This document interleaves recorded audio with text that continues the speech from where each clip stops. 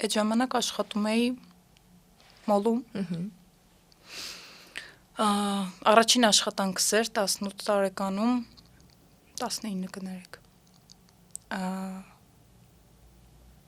Դե բարդ էր, որպես առաջին աշխատանք, շատ ցածր աշխատավարձով, չնայած մոլում էր, բայց շատ ցածր էր աշխատավարձը, հիմա որ նայում եմ։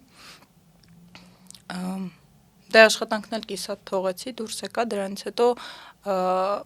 որոշ շրջան չեմ աշխատել, որովհետև չեմ հիշում, չէի գտնում աշխատանք, թե ինչպես, բայց հետո առաջ եկավ կորոնան, ու այդ դեմեջ շրջան ոչ մեկս չէինք աշխատում, դրանից հետո արդեն անցել եմ սալոնային աշխատանքի ադմինիստրատոր, որ այնպես չի տենց իդեալական է ստացվել, հետ էլ է տենց մի քիչ վատ փորձա, որ մտածել անցյալում, դրանից հետո արդեն մատնահարդարում 3-րդ տարին է։